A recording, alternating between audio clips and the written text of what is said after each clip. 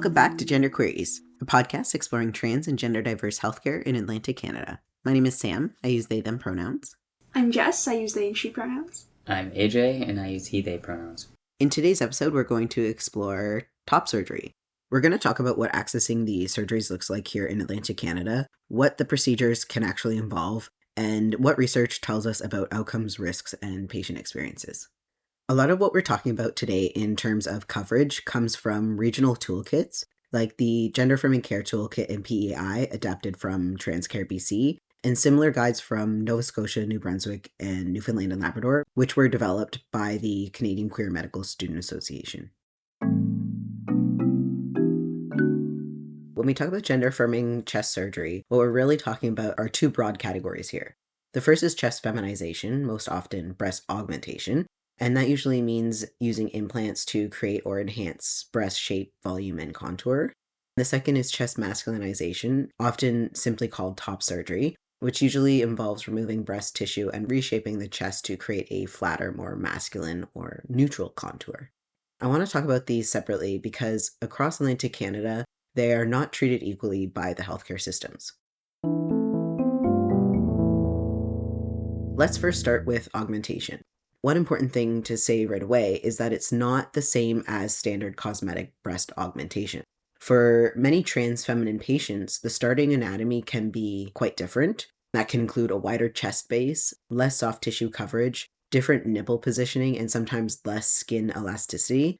Because of that, surgeons may need to use different implant sizes, different placement techniques, and sometimes lower the inframammary fold that crease under the breast so that the implants sit in a more natural position.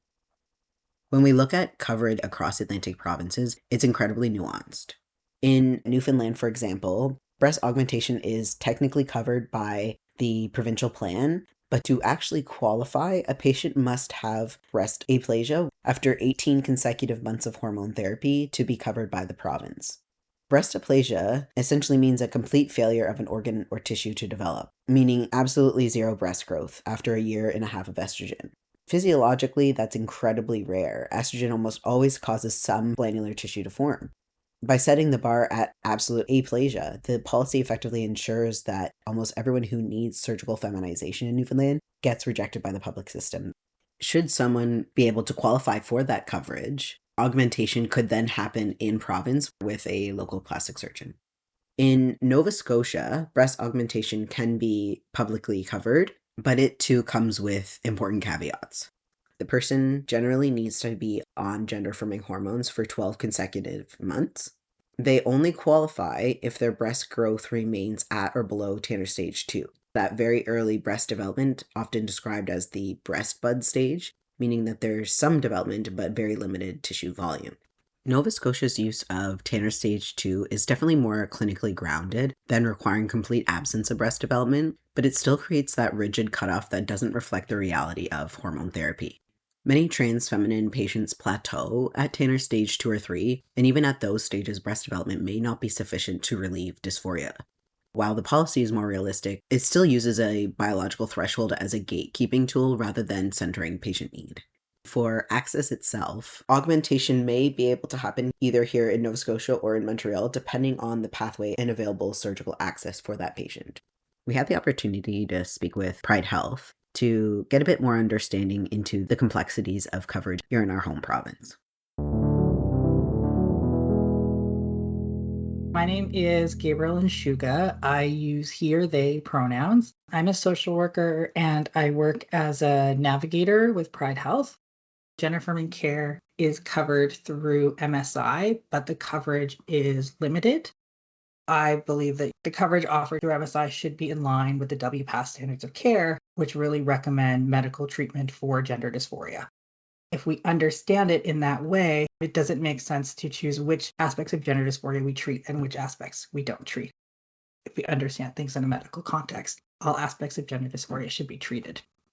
There is reimbursement for travel because some folks have to travel to Montreal. Reimbursement is only available after you've paid the costs up front. So that is also a barrier for people who have limited income. We will also work with people who are not covered through MSI, who maybe say are an international student and would have international student insurance. Things do get a little bit tricky actually for Canadian students too who study in a different province. Say you were a Nova Scotian resident and you were studying in Ontario, you would still have to go through the MSI approval process, but you're in a different province, and vice versa, right? Students studying in Nova Scotia who maybe are, Ontario residents. So we do help people navigate that access across provincial borders as well. What Gabriel is describing really speaks to a broader pattern here. The complexities aren't isolated to one province, they're part of how the coverage is structured across the region. When we look to New Brunswick, that disconnect between policy and practice becomes even more clear. Despite the World Professional Association for Transgender Health recognizing breast augmentation as medically necessary care for some patients, New Brunswick is still treating this as a cosmetic procedure and it's excluded from coverage entirely. Some patients may have dysphoria and may have providers supporting the referral, but still be told that the surgery is not covered. For people seeking augmentation in New Brunswick, that main barrier is not just wait time or paperwork, it's the cost. The surgery may effectively become inaccessible unless someone is able to pay privately or access another form of coverage. Again, we're looking at another different pathway when it comes to Prince Edward Island. Chest surgeries, including breast construction or augmentation, are publicly funded through PEI Medicare, without any growth or Tanner stage restrictions. But the surgery itself is performed out of province, often through GRS Montreal, but that's where the hidden costs come in. PEI Medicare does not cover things like travel and accommodations or take-home medications, so patients may need to rely on separate out-of-province travel support systems to help bridge those costs. For patients who are low income or who cannot take time off work, who do not have someone to travel with them, or who live rurally, that can be a very real barrier. My name's Nikki Valentine, pronoun she, her. I am a trans woman from Cumberland County, Nova Scotia. Since we're talking specifically about Atlantic Canadian care, I've looked at what PEI has adopted in terms of trans femme specifically, surgeries they cover, and I just want to say that I really hope that we get that care everywhere. Aspen, a trans woman from Moncton, New Brunswick, shared her perspective. Coverage needs to be essentially the same all through the country. We're talking about therapeutic treatments for serious issues here. It's not like you can pick or choose. They're not options on a car, right? People need what they need to feel better, to be comfortable, to be productive members of society, to have that confidence that anyone else has just innately. Something else that can present itself as a barrier for folks is BMI cutoffs. Is that the private ones or the public ones? The BMI limits are clinic specific. Montreal, for example, does have a BMI limit. I believe it's a BMI under 40. Depends on which services are available, if it's being performed in a hospital or not. I think that's how they, in Nova Scotia, are able to provide that service to people who do have a BMI over 40. If you are low risk for complications and your BMI is below 40, you can have the surgery in a surgery center. But then for people that are higher risk, or if they have a BMI that's over 40, then they have surgery done at the Halifax Infirmary. And then that's how they are able to offer that to everyone instead of having the BMI limit like some other clinics. Mm-hmm. We've talked about chest feminization, and some of what we've covered applies to all types of chest surgery. But now let's look a little bit more specifically at chest masculinization. I'm Dr. Nadim Joukhadar. My pronouns are he, him, and I'm a plastic surgeon here in Halifax. I'm assistant professor at Dalhousie, and my focus is on gender-affirming top surgery. What factors go into determining what type of top surgery folks can have? Primarily, the patient's goals and what they are hoping for in their reconstruction is number one. So you want their stated goals and their understanding of the risks and benefits of those procedures. Then, of course, medical suitability would be next. So your general health, comorbidities, smoking status, and other perioperative risk factors. And then other than that, age and capacity, of course, the factors often described, but generally the idea is if you're making an informed consent decision and you demonstrate an ability to make an informed consent decision, so you have capacity, then you can decide. Other factors to determine would be their physical examination and what it will accomplish. The degree of skin ptosis that you have on your breast is a big factor. Your nipple positioning is a big factor. And then also the size of your breast is another factor that would affect it as well. There's other, areas of minutia that would matter too, like how adherent your IMF is, your inframammary fold, and the amount of projection you get in the breast as well. And then that coincides with and overlaps with what the patient's goals are. So if a patient doesn't mind their nipple positioning, then that can dictate what kind of factors they have. But if they want their nipple to be smaller or they want it in a different position, that will limit what they can get done. But then there's certain things like a double incision mastectomy with free nipple grafts or a double incision mastectomy period. Pretty much everyone is a candidate for that. Whereas a keyhole mastectomy, you have to have a smaller breast with minimal to no skin ptosis, and you have to be happy with your nipple position and size. Now, there's little things we can do and caveats later on. So things you can do under local anesthetic for little revisions, but generally when I'm advising patients for procedures, that's a big factor. The other thing I like to advise patients on is sensation of the nipple. So if maintaining nipple sensation is huge for them, then an inverted T mastectomy, a radical breast reduction would be the number ones. But you then have to advise a patient that your rate of nipple necrosis shoots up with an inverted T. So there's factors you have to decide upon. So that's why I'll often ask patients, do you have sensation in your nipples? How important is maintaining that to you? And then some patients where they say it is a priority for them, once I explain the different types of procedures and the risks associated with it, they then realize, okay, actually contour matters more to me than sensation, or the scar appearance matters more to me than that. So they can vary. So you just have to have an open mind when you're speaking to patients in maintaining what their goals are and helping guide them to that decision. An important note I also want to highlight here is that testosterone is not clinically required for chest masculinization according to WPATH guidelines. For some people, top surgery is their first and only medical intervention. Their dysphoria may be focused entirely on their chest, and they may not want systemic effects of testosterone. I'm Pascale Joëlle. You can also call me PJ. It's shorter and easier to pronounce. I identify myself as a transmasculine, non-binary, gender fluid person, and I really don't care about my pronouns. Since I started puberty, I slowly became less and less confident in my own skin because there was literally in French we say protubérance. I don't know what it would coin in English. I said at some point they were like, what you have on your feet there, the wart. I felt like that. Two big things that are not supposed to be there. So when I discovered that having a top surgery was even possible, it light up a fire in me, and I was like, that's where I want to be. I went in my first appointment and he was like, okay, do you want nipples? Do you want no nipples? We could do a keyhole, but we probably would be best to do double incision, they call it. Anyway, he explained all that to me and I was like, I have options. And the one that got me was like, I cannot have nipples. This is so non-binary, not having nipples. I don't want nipples. I don't like nipples anyway. I didn't like the feeling of anyone touching them prior, so if I can just get rid of them as a whole, let's do it. And that also helped with the healing process because you don't have to worry as much about the nipple graft as anything else. You just take care of the main scars and that's it. And the first 10 days, I was gone. I was done. I was laying and sleeping, and that was it, like the T-Rex arm phase. But you can't reach anything. You can't shower. You can't do nothing. So you have to have someone there with you. And my wife was as lovely as ever. She took care of me.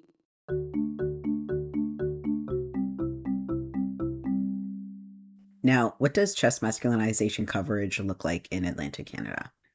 For Newfoundland and Labrador, chest masculinization has a much more straightforward checklist-style pathway compared to augmentation. Essentially, a person needs one surgical readiness assessment from a certified mental health professional, and then MCP covers the mastectomy at publicly funded facilities for masculinization, which usually means that the patient must travel out of province.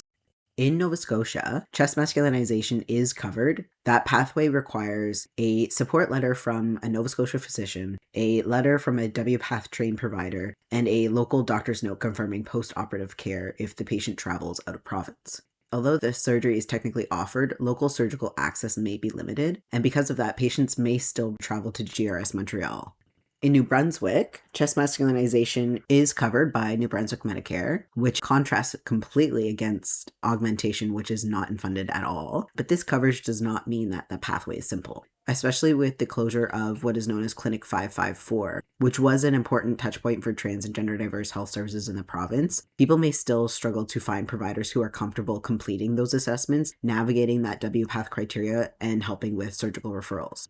Finally, for PEI, chest masculinization is publicly funded through PEI Medicare. But again, just like augmentation, it is generally performed out of province, often at GRS Montreal. PEI Medicare does not cover travel accommodations or take-home medications like I mentioned earlier.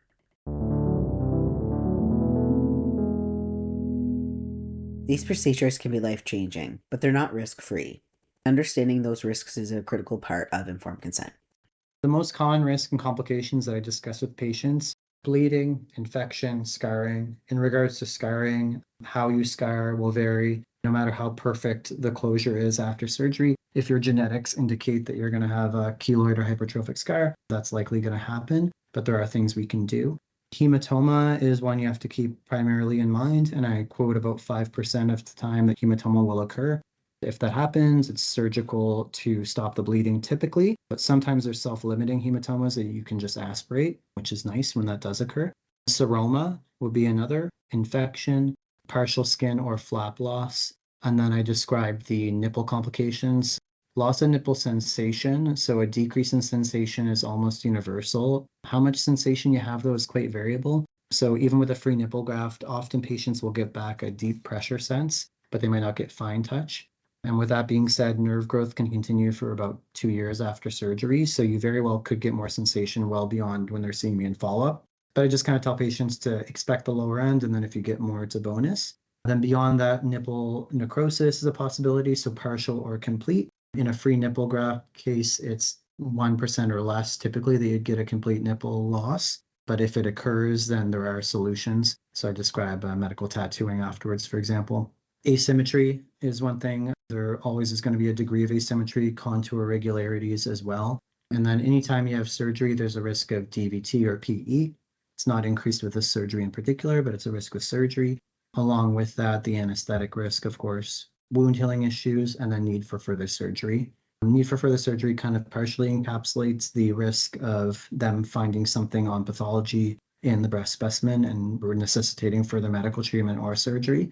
Specifically for implant-based augmentation, some other risks to watch out for would be capsular contracture, implant rupture, implant extrusion, which is implant coming out of the wound or being exposed, so implant exposure. Along with that, I would also advise patients on breast implant-associated ALCL, which is a type of lymphoma that was found to be associated with a specific type of implant from a specific company with a textured surface from a number of decades ago. It hasn't been found to be associated regularly with other implant types, but I will always advise patients on it anytime you're going to get an implant, because theoretically in 10 to 20 years, we could find something new out. With that being said, smooth round silicone implants are one of the most well-studied medical devices. So we do know a lot about them, but just in case. And then I will usually discuss breast implant illness with patients if they're going to get an implant, just because I'd rather them, discuss it with me or hear something about it with me instead of discovering it online and becoming particularly scared about it on their own without any further information. Breast implant illness is not very well understood. It describes a constellation of symptoms like myalgias, arthralgias, chronic fatigue, concentration, and memory problems. Some researchers suggest that this is the result of an inflammatory reaction against the implants. What might follow-up look like for top surgery? Typically with gender-affirming mastectomy, beyond that 6-week follow-up point, if you don't have any issues, like you don't need anything for revision or you don't have any questions or concerns otherwise, generally patients aren't seeing me for regular follow-up afterwards. But if you did have augmentation, just like with any implant-based augmentation, typically I would see patients annually after the initial follow-up period, just to check in on the quality of the implants, if anything's changed, and just to maintain a regular follow-up with the patient. If you get an augmentation with an implant, in gender-affirming cases or in general, then the recommendation from the implant companies is typically to have the implant changed every 10 to 20 years. That's just for general wear and tear. With that being said, plenty of patients earlier on than that might have a complication like capsular contracture that might necessitate a surgical intervention earlier on, or implant rupture, for example.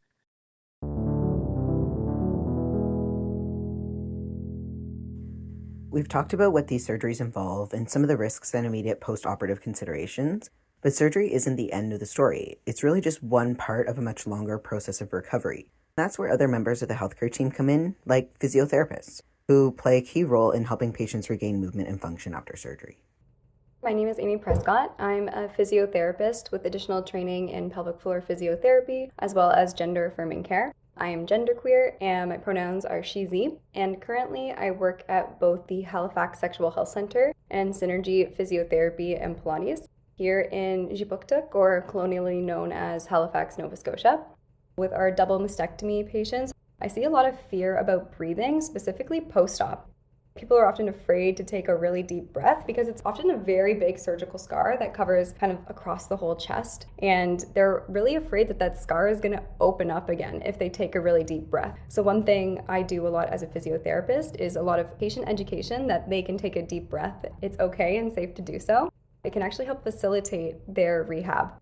As a physiotherapist, I'm monitoring shoulder range of motion, C-spine range of motion, T-spine range of motion, making sure this is optimized for the patient as best as possible, as well as monitoring breathing mechanics, and specifically, like, how is the diaphragm working? Are we getting good movement in through the diaphragm so that somebody can breathe as best as they possibly can? If somebody's had specifically masculinization surgery, I do a lot of fascial and scar mobility work, even if it's been years, just to help optimize mechanics of movement throughout the chest so that they're able to move and breathe as easily or as much as they would like. With upper extremity strength and function, this is something that I'm also looking at as well, making sure that they're able to do all the things that they need to do throughout the day. Immediately post-op, I can help with some swelling management and just kind of like keeping an eye on things, keeping an eye on tissue healing in general, addressing any concerns for the patient with back and neck pain that may come post-op or pre-op, making sure that we're doing everything that we can to best support them. We've talked about policies and coverage and surgical risks and recovery, but I really want to shift our focus to something that's just as important, and that's what this care can feel like. The joy people describe in the moments that make all of this really matter. I really, really mean this. I've never in my career, my life before medicine, I've never done anything that's been more rewarding. I've certainly not done a procedure that I found more rewarding or worked with a population that has led to more reward in my work. The happiness that I see in patients and excitement, even in the initial consultation, is more than enough, let alone when I see them in PACU, the tears of joy you'll often see, the thanks, the cards, and then in post-operatively in clinic, that times a million, their families as well. I love when a patient comes with a supportive family or a supportive group. That warms my heart immensely. That is one of the most rewarding parts of gender-affirming care for me as well. And just getting to provide care for a patient that provides improvements in their mental health, social functioning, body congruence, overall quality of life quite immediately is so rewarding. And I have so much gratitude to my patients to be allowed to be involved in their care in that way. My name is Gabriel de l'Individu, and my pronouns are he, they, or il, elle in French. I will go by he or person or man in American Sign Language. I remember the way that my sweatshirt fit on my way home from the hospital. I actually felt at home inside of my body for the first time. That's what top surgery felt like. The first time I got to take my shirt off in the sun and feel the sun on my chest. I think I understand what they were trying to do in Twilight with Edward shining in the sun. I think I understand the concept now. I didn't understand the concept before. I'm like, I feel so shiny. Before you have top surgery, a lot of times you're trying to hide your chest. It's the first time in your life you really feel like you relax your shoulders back and you go, oh, I'm here. I am here.